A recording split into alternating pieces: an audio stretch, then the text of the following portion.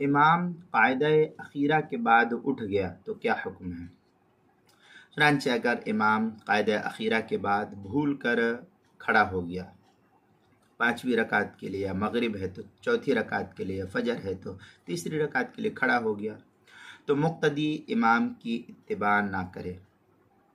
بلکہ بیٹھ کر لقمہ دے کر اس کے لوٹنے کا انتظار کرے۔ مقتدی امام کے لوٹنے کا انتظار کرے۔ اگر 5ویں رکعت کے سجدے سے پہلے واپس بیٹھ گیا تو اس کے ساتھ سجدہ سہو کر کے سلام پھیر دے، ورنہ مقتدی خود ہی سلام پھیر کر اپنی نماز کو مکمل کر دیں گے، اس کی نماز ہو جائے گی، اور امام نہیں لوٹا تو پھر وہ اپنی نماز کو پھر سے پڑھے گا۔ چنانچہ اس سلسلے میں جو ہے یہ بحث نقل کی گئی ہے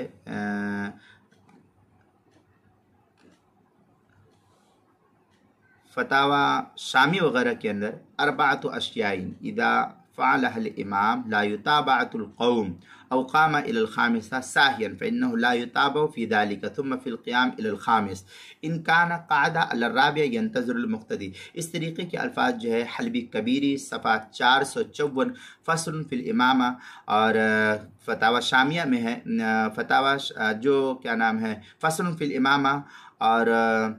آگے ہے الثامن فیما یتابع المقتدی فیہ الامام وما لا یتابع فیہ، جو مکتبہ نعمانیہ کوئٹہ کا چھپا ہوا نسخہ حلبی کبیری کا، اس کے اندر، اور فتاوی شامی جلد نمبر 2 صفحہ نمبر 12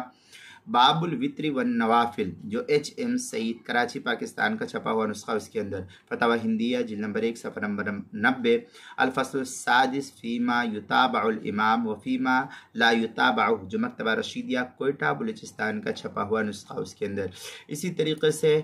کیا نام ہے نماز کے مسائل کا انسائکلوپیڈیا حروف تہجی